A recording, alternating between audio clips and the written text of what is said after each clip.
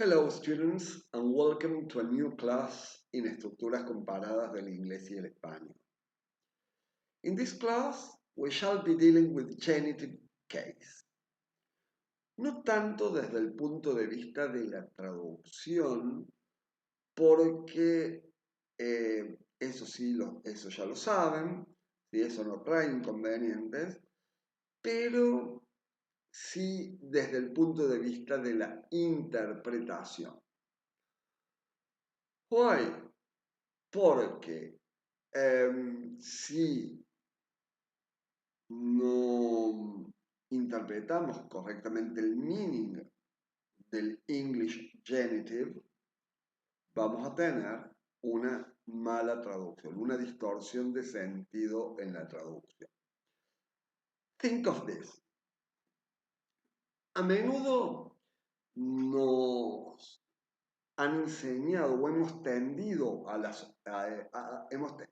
a asociar el genitive case, el caso genitivo, con la posesión.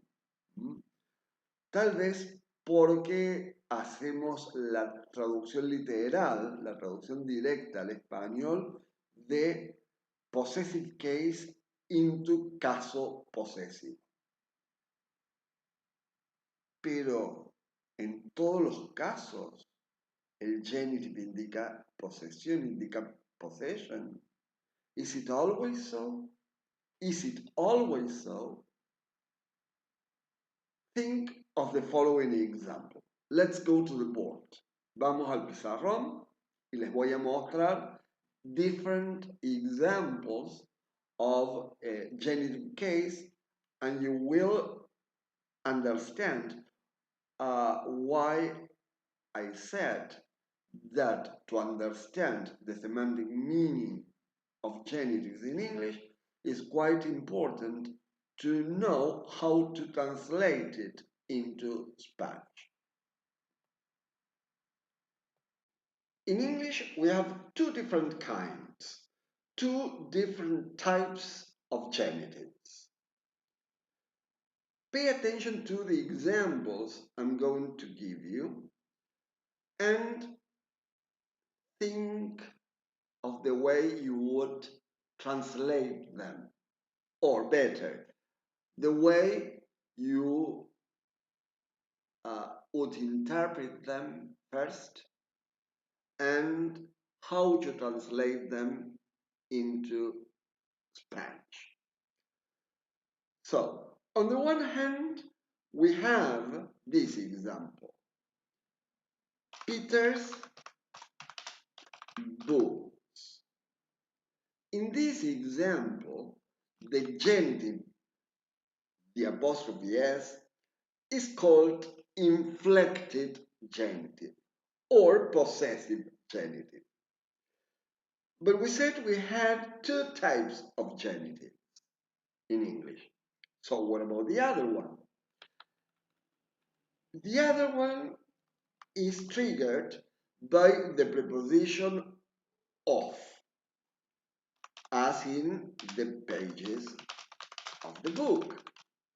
That's why this kind of genitive is called of genitive, because it is triggered by the preposition of genitive, and it is also called periphrastic genitive. So, in English, we have these two kinds of genitives. On the one hand, the inflected or possessive genitive, and on the other one, the genitive related to inanimate things, inanimate objects, the of genitive or the periphrastic genitive. Well, from the contrastive point of view, the only one which will interest us as translators is the inflected one. So I'm going to erase the of genitive, and here we have this example, Peter's books. This is a clear example of a nominal phrase. I hope you remember what a nominal phrase is. Remember what a nominal phrase is? Well, nominal phrases are those phrases which have a noun at the head of the phrase. That's why they are called nominal phrases. In this example, in this nominal phrase, which is the head noun? Of course, books. And so, what about Peters? Peter is the genitive noun, the genitive or the possessive noun. And what function does Peters fulfill in this phrase? Possessive determiner. How would you know it? Because you can replace it by a possessive determiner as such. In this example, Peters may be replaced by the possessive determiner his books. But if we had, instead of Peter, James' books, the possessive determiner here would be her books. But if we had both names together, Peter and James' books, the possessive determiner to replace the genitive noun in this example would be their books. Okay, is it clear? So in this nominal phrase, the genitive noun always functions as possessive determiner. Well, and how to interpret this nominal phrase then? Peter's books. The interpretation in Spanish can clearly be that Peter has books, Peter's books. That's why the semantic meaning of the genitive in this case will be possession. Peter has books. That's why it is a possessive genitive. This is the semantic meaning of the genitive, possession. Pero, ¿qué pasa con estos otros ejemplos? Pay attention to them. How to interpret these new examples. Instead of Peter's books, Peter's death, or Peter's intelligence. How to interpret these two examples? Aquí podemos interpretarlos como que Peter tiene muerte o tiene inteligencia, the same as the previous example. Peter has boots, Peter tiene botas. Tiene sentido, podemos decir la muerte de Peter o la inteligencia de Peter. Claro que no. Here, the semantic meaning of the genitive is completely different. Sí podemos decir, Peter murió, o Peter está muerto, o Peter es inteligente, pero claro está, no tiene sentido alguno decir la muerte de Peter, la inteligencia de Peter, Peter tiene muerte, Peter tiene inteligencia. Y esta distorsión en el significado is always triggered por el hecho de que siempre en español intentamos traducir el genitive inglés como de. Así como tenemos possession, las botas de, también queremos transferir el mismo meaning para otros casos. La muerte de, la inteligencia de, y no siempre es así, como ustedes bien pueden apreciar en estos ejemplos. Entonces, encontrar ese sentido, ese meaning, es algo que nosotros los traductores deberíamos tener siempre en cuenta. Elegir, seleccionar otras possibilities cuando ese genitive no puede ser traducido como de. Entonces, cuando esto sucede, siempre tenemos que tener en mente el significado semántico, el semántico meaning que los genitives pueden traer. No solo para interpretar bien las nominal phrases con genitives, sino también para traducirlas bien, evitando, por supuesto, distorsiones en el significado.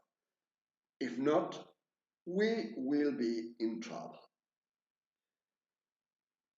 In English, we have 12 different meanings the genitives may trigger, and this is important. The possessive genitive, as we have already seen when dealing with Peter's boots. Peter tiene botas, possession. Pero si queremos buscar otras opciones en la traducción, también podríamos decir, no solo Peter tiene botas, pero también buscar otras opciones como, por ejemplo, Peter es el dueño, Peter es el propietario de esas botas. Different possible options, para no encasillarnos en una sola opción. Y luego tenemos fixed collocations.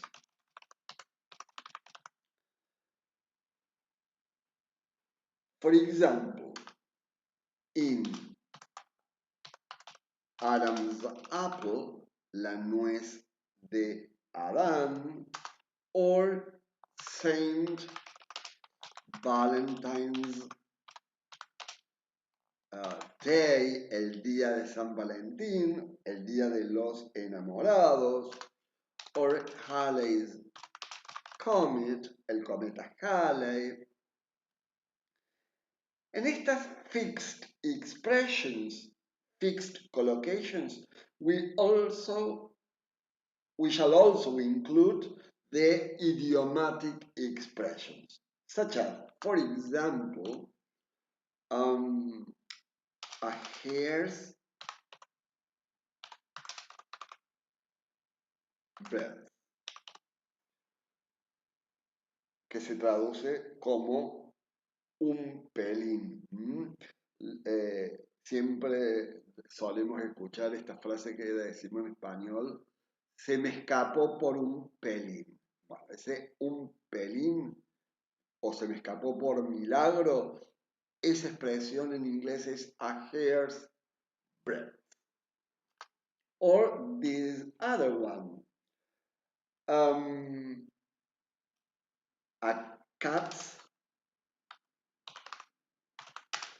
chance in hell. Meaning there is no, a cat's chance in hell, meaning there is no chance at all. Idiomatic expressions.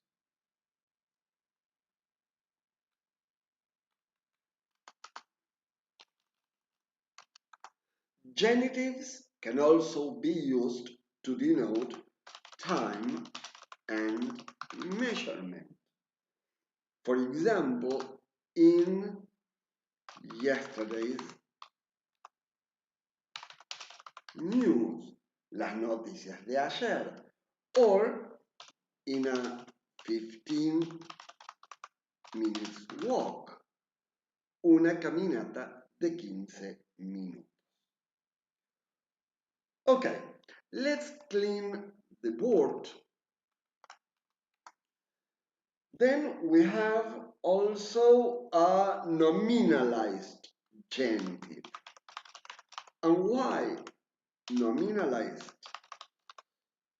Because the meaning is triggered by the genitive noun. That's why it is called nominalized genitive. And here I would like to know how you would interpret these two phrases. On the one hand,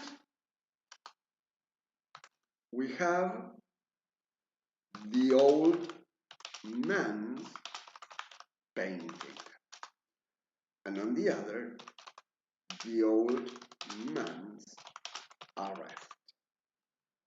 How to interpret both phrases here? Remember that first you have to interpret the semantic meaning of the genitives in English so as to translate them better, or so as to give these genitives the better meaning in Spanish.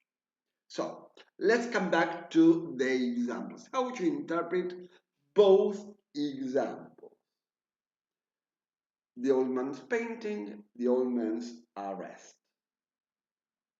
In the first example, the old man's painting, ¿podría traducirse acaso como el cuadro, la obra del anciano? We have one possibility here. And what about the other example, the second example? The old man's arrest. ¿Podría traducirse como el arresto del anciano? Let's see. In the first phrase, the old man's painting, dijimos que one possibility in Spanish would be el cuadro o la obra del anciano. How to interpret this translation? El cuadro del anciano. Seguramente muchos me van a decir, ok, el anciano compró el cuadro y es el dueño. That is one interpretation. The old man is the owner of the painting. Pero otros seguramente me van a decir el cuadro del anciano. El anciano pintó el cuadro. The old man painted the painting. That is, the old man is the doer of the action. Y seguramente otros me van a decir, no, el cuadro del anciano. Es el anciano retratado en el cuadro. And all these interpretations are correct. Fíjense cómo este genitive en español es totalmente ambiguo cuando no tenemos enough context. Right? So, estas son todas las apreciaciones o todas las interpretaciones que nosotros debemos hacer como traductores para no caer en una ambigüedad innecesaria. Debemos jugarnos un poquito más, revisar un poco más el contexto y brindar un equivalente en la traducción que me permita entender el sentido real de lo que me está tratando de decir el texto original. Quizás haya contexto y es ahí donde debo escarbar como traductor para no caer en esta ambigüedad innecesaria. But nevertheless, all these interpretations, as I have already said, are correct. And this always happens when there is not so much context in the sentence to interpret in one way or the other. And this happens all the time in our translating work. So keep an eye on the context. And in all these examples and in all these interpretations, the old man is always the doer of the action. Y en esto todos coincidimos, porque podemos decir que the old man pintó, compró, tiene, es el dueño, etcétera, etcétera. The old man is the doer of the action. The old man functions as the subject of the sentence in all the examples given. That's why this is a clear example of a subjective nominalized genitive. But what about the other example? How would you interpret the old man's arrest? I'm going to write it underneath the old man's arrest. The information clearly means that the old man was arrested. The old man was arrested. We cannot say here that the old man performs an arrest or that the old man has an arrest, but the old man was arrested. Or even that someone arrested the old man. For example, the police arrested the old man, or someone arrested the old man. As you can see here in all these interpretations, the old man is the direct object of the sentence. In the first example, this direct object becomes the subject because here we have a passive construction. But pay attention to the others. The police arrested the old man, direct object. Some arrested the old man, direct object. So, when the genitive noun becomes the direct object in the interpretation, we have not subjective nominalized genitive, but object nominalized genitive. So remember this, nominalized genitive may be either subjective nominalized or object nominalized genitive, according to the context, according to the interpretation. Entonces, dos opciones dependiendo de la interpretación. Then we have a partitive genitive, as in Peter's eyes or in Peter's hair. Poor Peter, lo estamos estrujando un montón, pero bueno, let's continue. Peter's nose, Peter's legs. And why partitive? Because partitive means a part of a whole. And in this case, the head noun is that part of a whole. Eyes, hair, nose, legs. So these head nouns then may be the parts of a whole. And the whole in this case is represented by the body. So the whole is the body, and eyes, hair, nose, legs are the parts. Partitive genitive, parts of a whole.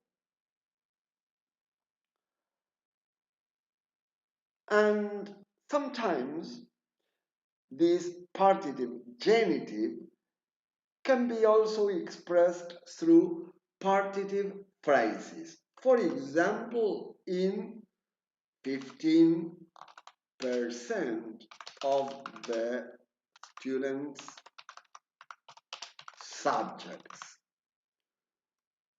Remember that when the genitive noun is a plural noun ending in S, we are going just to use the apostrophe only, not apostrophe S.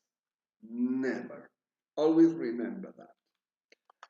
Another example, 10% of the world's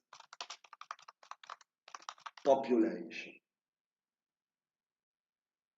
Partitive phrases because they are expressed as part of the whole, right?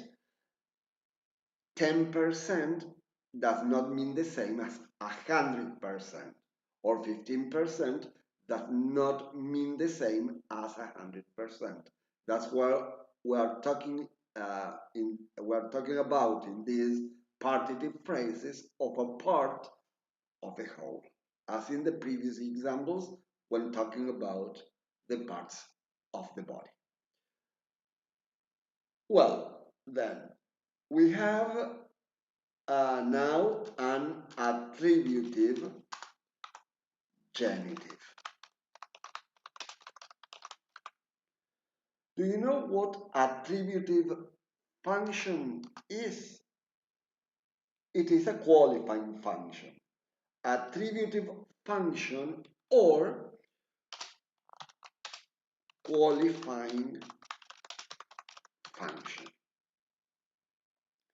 And we know that all adjectives have an attributive or qualifying function.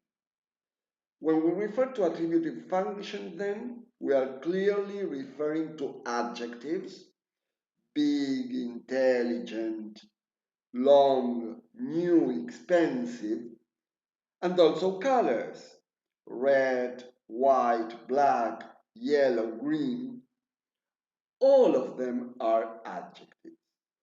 All of them have a qualifying or attributive function.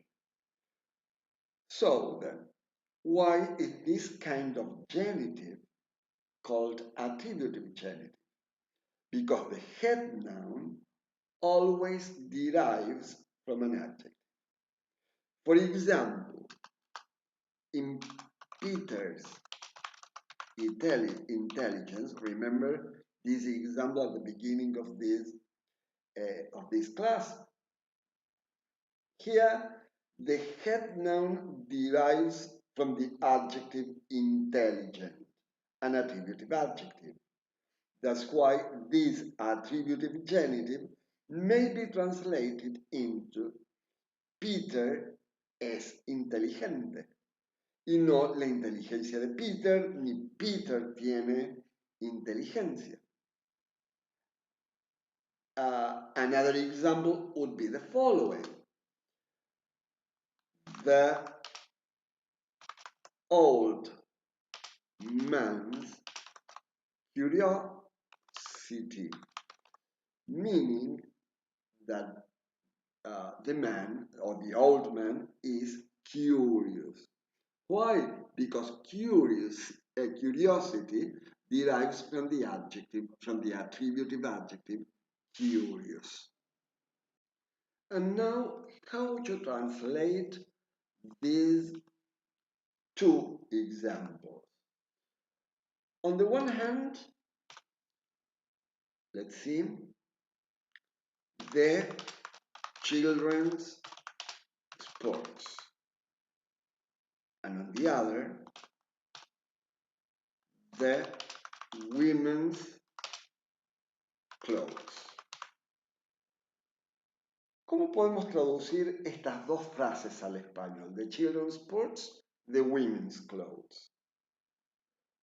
Los chicos practican deportes, los deportes practicados por los chicos. Claro está, no podemos decir los chicos tienen deportes, ¿no? Pero, ¿cómo sería? Los chicos practican deportes, los deportes practicados por los chicos. Both are correct or not. And in the second example, how to interpret that? How to translate that example? Las mujeres venden ropa, la ropa usada por mujeres. Fíjense cómo la ambigüedad puede surgir cuando no hay un claro contexto para interpretar lo que se quiere decir. Por ello, cualquiera de estas interpretaciones que hayamos hecho pueden ser correctas o incorrectas dependiendo del contexto en el cual se encuentran.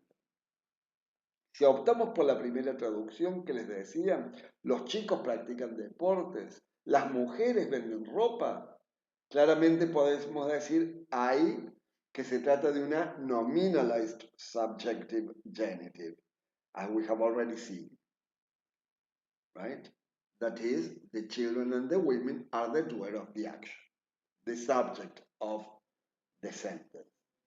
On the other hand, the second possible option, deportes jugados por niños o ropa usada exclusivamente por mujeres, clearly refers to an exclusive class.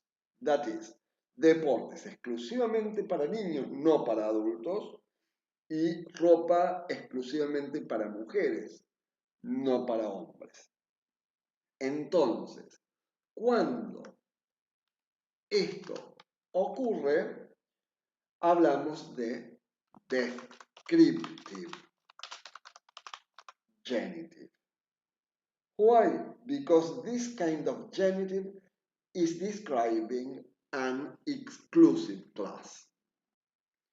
Y después vienen dos genitives que son muy lindos y que muchas veces, si no se interpretan correctamente, el traductor puede caer en una distorsión de sentido si intenta traducir o darle un sentido a la frase o a la oración, cuando en realidad es otro sentido que tiene en el texto original. Y eso muchas veces sucede cuando tenemos lo que voy a mostrar ahora, que son frases muy largas, frases nominales, nominal phrases too long, que tienen un genitive case en su construcción o en su estructura. Y cuando el traductor en esa long nominal phrase no determina cuál es el head noun de manera apropiada, muchas veces conduce o conlleva a una distorsión de sentido en la traducción. And these two genitives are, on the one hand, the redundant or double genitive. As in, for example, Tom, vamos a cambiar a Peter por Tom, le vamos a dar descanso esta vez. Bueno, vamos a decir entonces, Tom is a friend of John. Okay. Or is a friend of my father's. What does this mean? Tom is a friend of John's, Tom is a friend of my father's. And why double genitive or redundant genitive? Because the nominal phrase here includes both types of genitives. The possessive genitive on the one hand,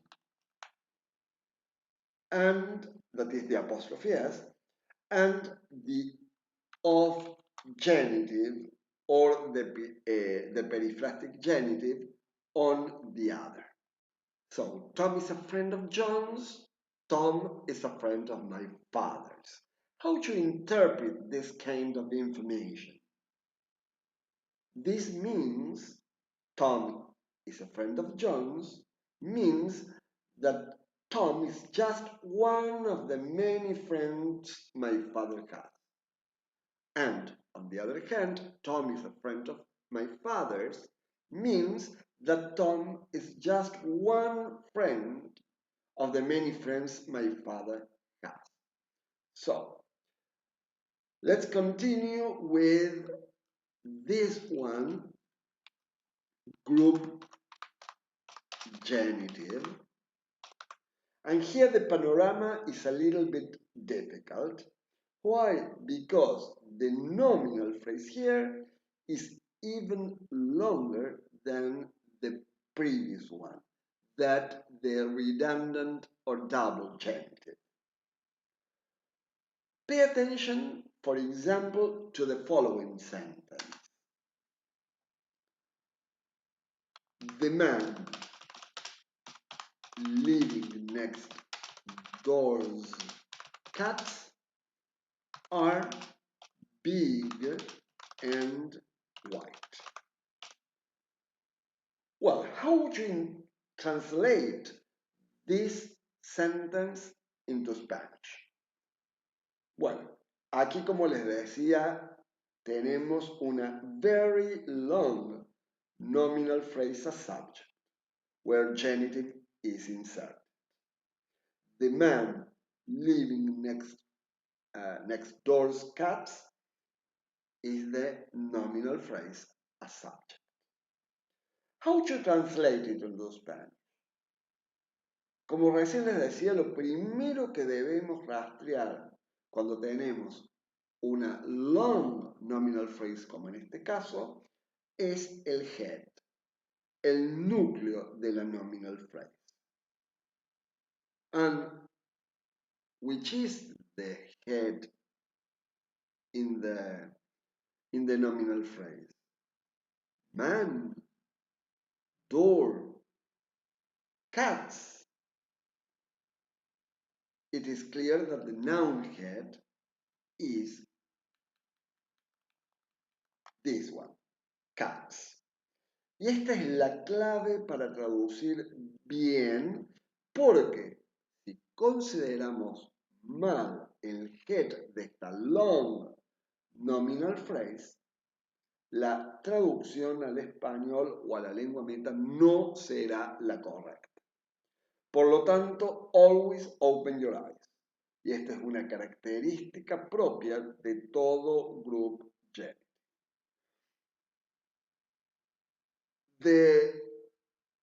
The group genitive may function as subject, but may also have other functions in the sentence, right? So try to track it, rastrearlo, throughout the sentence, and remember to interpret the meaning of the genitive first, and then translate it into Spanish.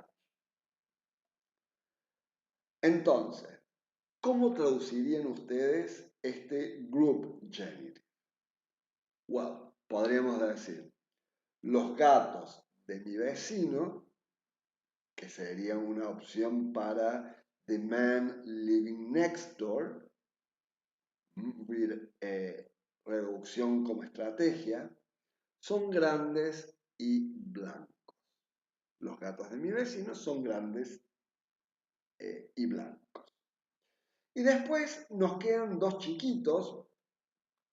Uno es el independent genitive cuando la genitive nominal phrase involucra una elipsis. For example, Kevin is not my father, but Dick's. Esa elipsis al final means that Kevin is not my father, but he is Dick's father. Is it clear? Ese independent genitive también puede referirse a lugares, negocios, clubes, compañías, etcétera, que se intuyen por el contexto, se deducen por el contexto. No es que en el genitive aparezca company, club, etc., sino que el contexto is so clear that it can be interpreted with no problem. For example, if I say they got married at St. Paul's,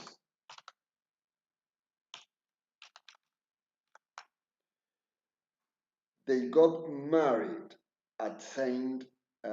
Paul's.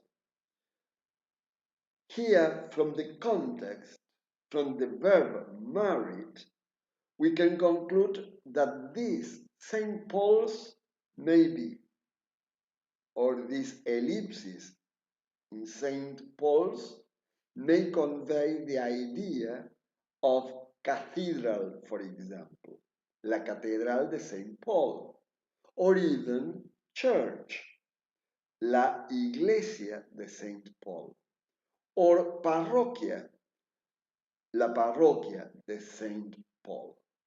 Habría que hacer un poquito de investigación, ¿no? Para ver si ese Saint Paul, si existe realmente, es un nombre ficticio, si se trata de una cathedral, de una church, de una parish. Pero bueno, simplemente para que entiendan ustedes cómo traducirlo al español. So, in this case, the apostrophe S refers to a place, indeed. Or pay attention to this other example. I would like to buy some Italian wine at Hamilton's,